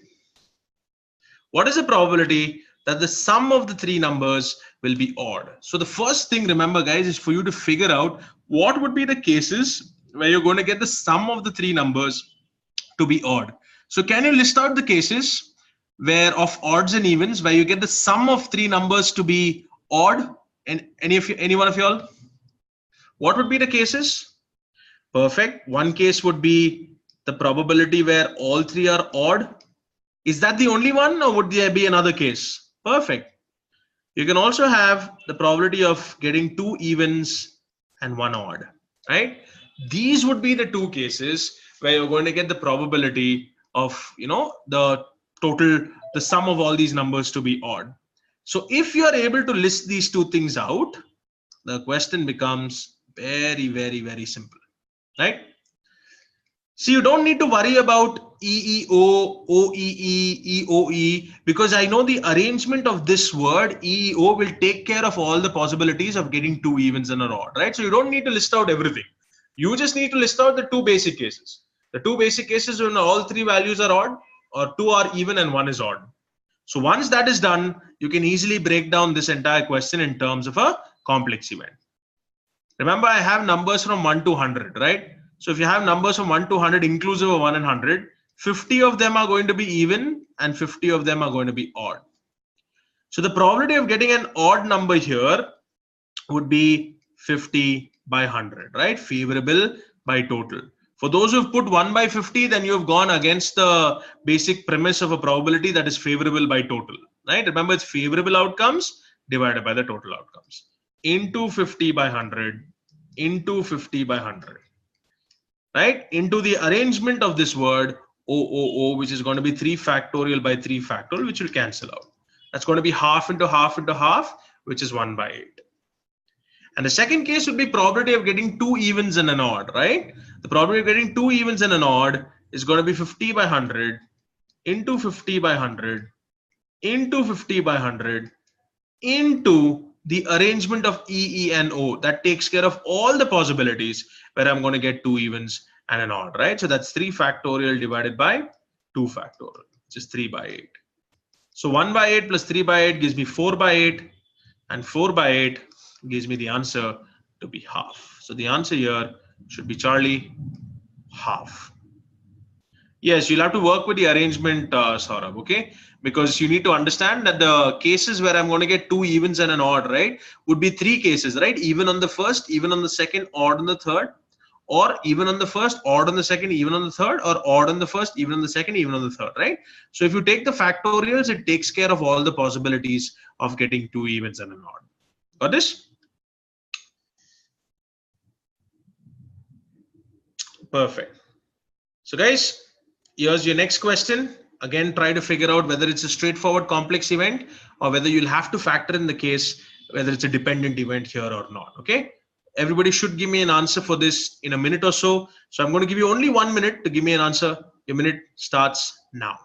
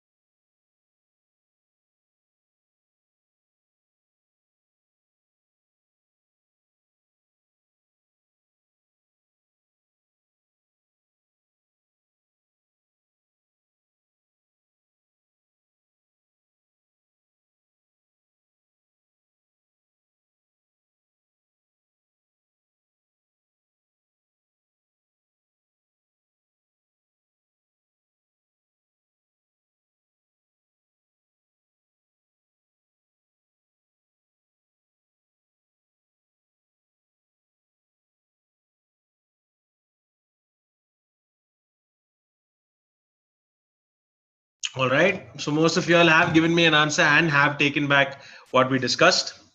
Yes, this time it's definitely right. So question is, on average, a sharpshooter hits the target once every 3 shots, right? So the probability of a hit is going to be 1/3, and the probability for miss is going to be 2/3. And the question says, what is the probability that he will hit the target within 4 shots? Now, this is the key, right? The meaning of within 4 shots is you can take 1 shot, or you can take 2 shots, or you can take 3 shots, or you can take 4 shots. Right? Within 4 shots means you have a maximum of 4 shots that you can, hit the target with, right? So the first case will be the probability of getting a hit on the first shot, or you get the hit on the second shot. And remember, the only way you would go to the second shot is if you miss the first and you hit on the second, or you miss the first, you miss the second, you get a hit on the third, or you miss the first, miss the second, miss the third, but get a hit on the fourth. So one way of solving is to list out these 4 cases and break open these probabilities to solve. But the easier procedure, right, instead of listing out the cases, would be to take the total probability 1 and subtract the probability what you don't need. And what you don't need is when you miss all 4 shots, right? That is the scenario I don't need to occur. So the easier thing to do is to take 1 and subtract the probability where all are misses. Now the probability where all are misses is going to be 2/3 into 2/3 into 2/3 into 2/3. So you don't need to worry about the arrangement here because MMMM has only one possible arrangement, right? So that's going to be 1 minus 16/81, which is 65/81. Okay with this, guys? A straightforward question, right? I'm just trying to give you different variations of questions so that you understand that this probability of a complex event can always work out in all possible cases. Okay, you don't need to go back to your combination way of working when you work a probability. Okay with this, guys? Right? So again, a similar type of question, 2 challenger questions for you in the end. These again would be slightly harder level questions, but if you understand what the question asks you, you can get to the answer very, very, very, very quickly. So your 2 minutes start now.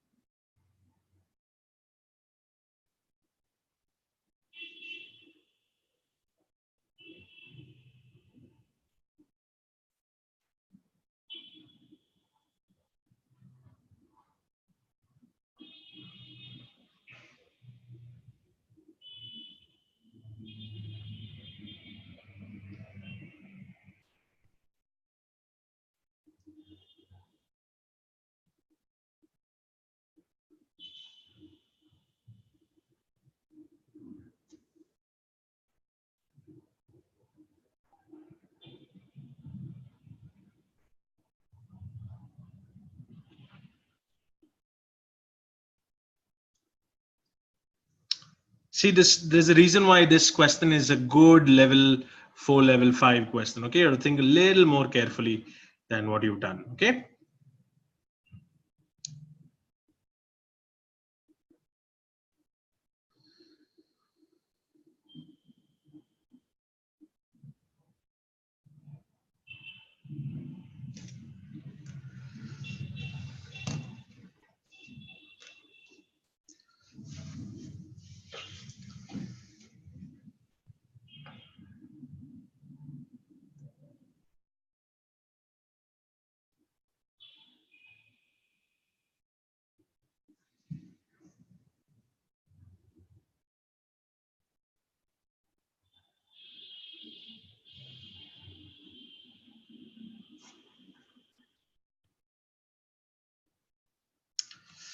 Okay, so a very good question.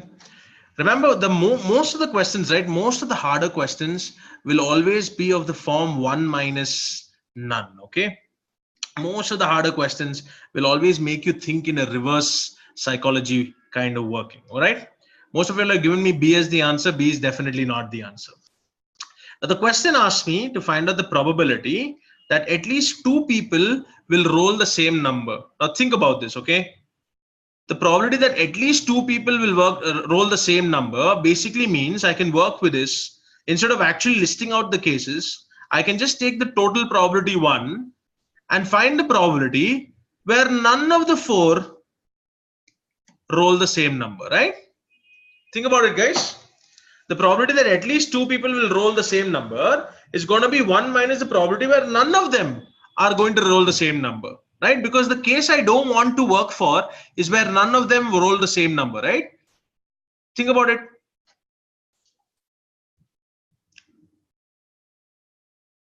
Okay with this, guys? I'm just looking at the question in a reversed direction sort of way, right? The probability that at least 2 people will roll the same number would be same as the probability where the total probability is 1, and subtract the probability what I don't need, right? Where none of the people roll the same number. Yes? So what is the probability where none of the people roll the same number? 1 minus. What is the probability that the first person doesn't roll the same number? Rolls the same number is 5 by 6. Now the second person would be 4 by 6. The third person would be 3 by 6, right? Into 2 by 6. Yes? So I'm going to simplify this.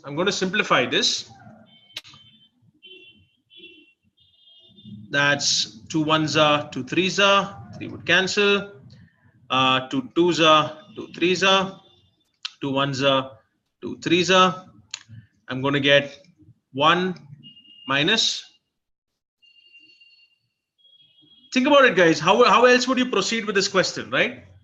Think about it. Yes, the first person can choose independently, right? So the first person, oh, I'm sorry about this, right? I mean, it's going to be n. So the first person's choice would be 6 out of 6, isn't it? It's not going to be 5 out of 6. The first person can pick any one of all the 6 possibilities, right? The second person should not get the same as what the first person gets, right? So that's going to be 5 by 6. The third person should not get what the first and the second person gets. That's going to be 4 by 6. And finally, the last person should not get what the first 3 gets. That's going to be 3 by 6, right? The first person doesn't get 5 by 6. The first person can pick any one of the possibilities. I just need all of them to get different numbers. So simplifying, 6 and 6 would cancel. 3 1s are 3 2s are, 2 1s are 2 2s are, 2 1s are 2 3s are. That's going to be 1 minus 5 by 18, which is going to be 13 by 18. So the probability here I'm getting is 13 by 18. And remember here I've got 70%, right? So I need to convert this 13 by 18 into a percentage. So anybody can convert this 13 by 18 to a percentage quickly by multiplying by 100. If you want, you can make use of a calculator here, or you can make use of an approximation, right? 13 by 18 into 100 would be approximately how much percent? Exactly. 13 by 18 would be 0.72, and that into 100 would give me 72%. So quantity A would be 72%, quantity B would be 70%. So the answer here has to be alpha, right? The first person, remember guys, can pick any one of the 6 numbers, right? So the probability of him rolling and getting any number would be 6 by 6. But remember, the other 3 should not get the same number as the first, right? So 5 by 6 into 4 by 6 into 3 by 6. Okay with this? For those who gave me B as the answer, you'll have to think about it in a very, very, very careful way, okay? So it's not going to be as straightforward as just working with the first case. Remember, if you work out in the normal way, then you'll have to think about different cases. The probability where 2 people get the same, the probability where 3 people get the same, the probability where 4 people get the same, right? You'll have to work with 3 cases. So instead of working with 3, you can break it down into 1 minus the probability where none of the people can roll the same number. All right? Perfect. So here's the last question for the day. I told you that probability questions will always be combined with the concept of, set theory or the concept of Venn diagrams or even number systems. We looked at a couple of number systems question.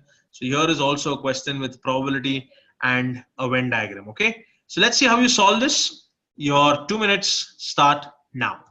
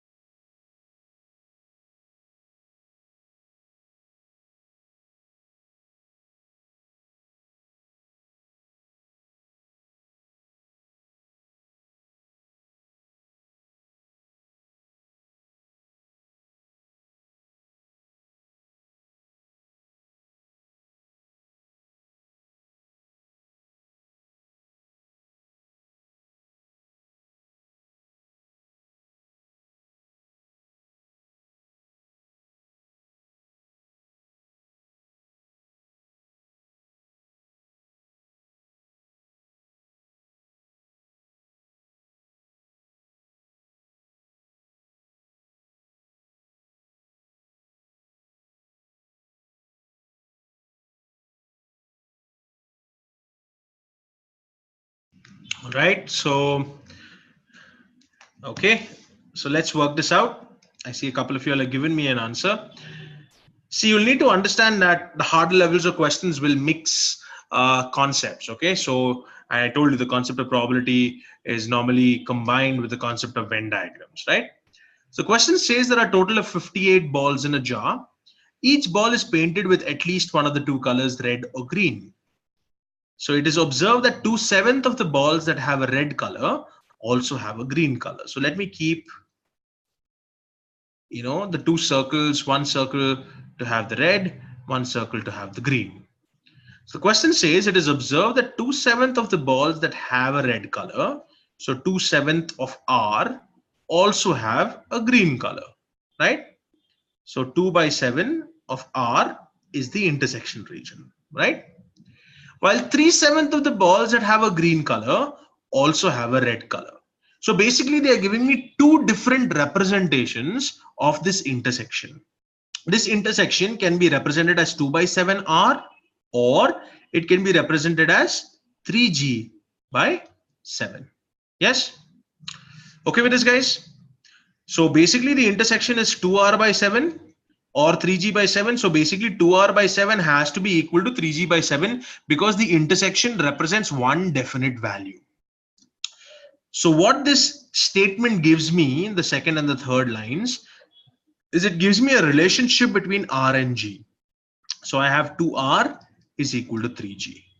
And the question is asking me, what is the probability that the ball randomly picked from the jar will have both red and green colors? So what I'm going to do here, is one, I can solve for R and G, and because I know there are a total of 58 balls in the jar.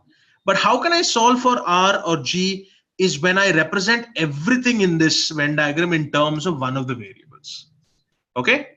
So since I need to find out, the intersection region, the probability of getting a ball which is both red and green, I'm going to put R is equal to 3G/2, right? So I'm going to represent this entire circle R as 3G/2. Remember, R is 3G/2. And this entire circle is G, right? So if this is 3G/7, this region has to be 4G/7. And if this region is 2R/7, this region is going to be 5R/7, right? So remember, guys, all I have to do is take this entire circle R, added to this portion, which is 4G/7, and that's going to give me a total of 58. Yes? Or that's one procedure, or I can work with the statements, I can work with the regions individually. So I'm going to represent everything in terms of G, right?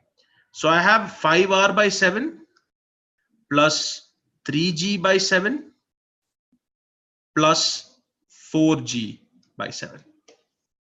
Yes? Guys, are you getting what I'm doing? I'm just trying to represent everything in terms of R, right? Okay with this, all of you all? Now I know R is 3G/2, so I'm representing R as 3G/2, so 5/7 into 3G/2 plus, remember this is 3G/7 plus 4G/7. So simplifying, I'm going to get 15G divided by 14 plus 7G/7, right? Okay, so how would I continue from here? I want any one of you all to quickly tell me how would you continue from here? Think about it, guys. Think about it. Perfect. So 15G/14 plus 3G/7 plus 4G/7, right? So 15G plus 6G plus 8G. So 6 plus 8 is 14. 14 plus 15 is 29G/14. And remember, this all have to add up to the total balls in the jar, which is 58. So 29G/14 is equal to 58. So 29 ones are 29 twos are. So G is going to be 28.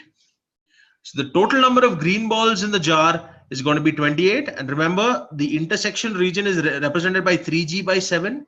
So 3g by 7 would be 3 into 28 by 7, which would be 12.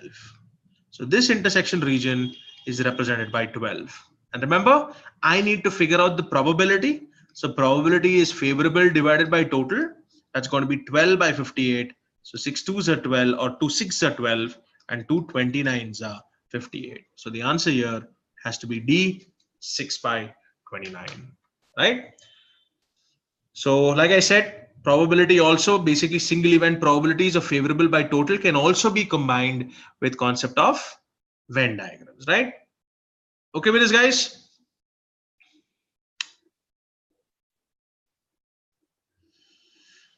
It's very easy, right? So how I got the 5r by 7 is because if the intersection is 2r by 7 and this entire circle is r, so if this entire circle is r and there's already 2r by 7 inside that circle, then this portion which is only red has to be 5r by 7, right? And this intersection in terms of g is given as 3g by 7. So if this entire circle is g, this has to be 4g by 7, right? It's just using normal Venn diagram procedures of working, right?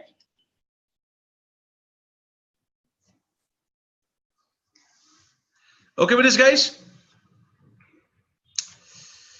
Perfect. So that's the concept of probability. I hope you've understood. Just so a last couple of minutes of doubts that you had. So you can please quickly type in any specific doubts that you would want me to clarify, and then we can wrap up the webinar.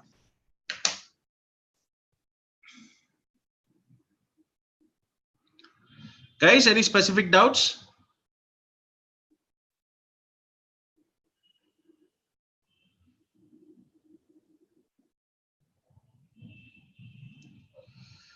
All right. So just for those who are new here,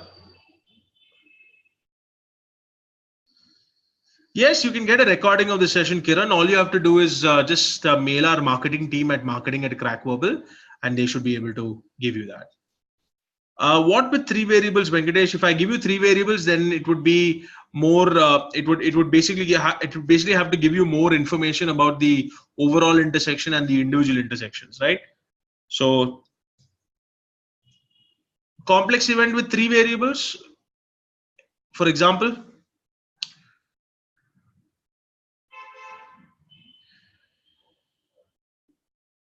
Yeah, see, if you're talking about a Venn diagram, right? So the 3 variables is actually pretty easy to figure out, right? I think I don't know whether I've done it for the GRE webinars, but I've done it for the GMAT webinars.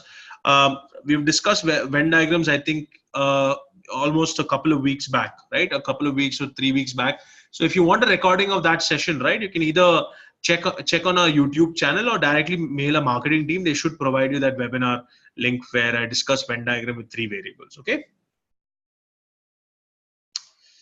All right, for guys who are new to CrackVerbal, guys, we've actually moved on to a new platform.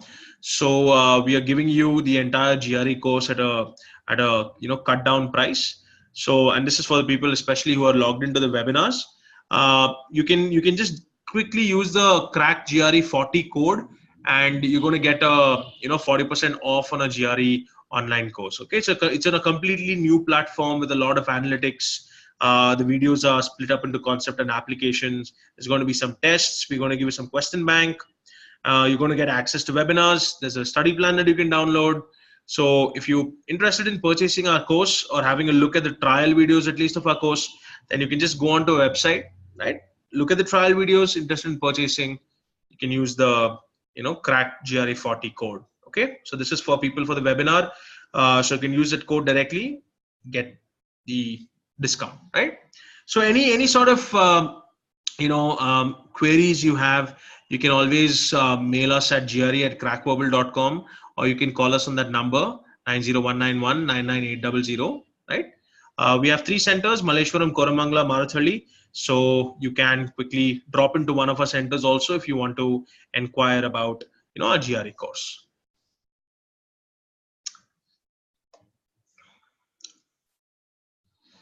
No. For GRE, you will definitely have a 3 variable Venn diagram. Okay, it's not like you don't have it. I've just not done a webinar for Venn diagrams for GRE. I've done it for the GMAT, because GMAT we have webinars on a weekly basis.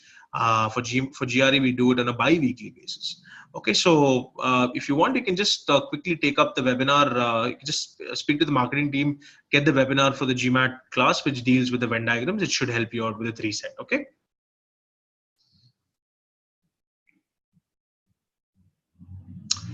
All right, guys. So we'll end the webinar at this point. Perfect. So I'll see you in another couple of weeks' time where we'll discuss another, concept, right? So we'll let you know again by email what topic would be discussed. I think you're going to have a verbal webinar next week. So I'll see you. Good night. Take care. Goodbye.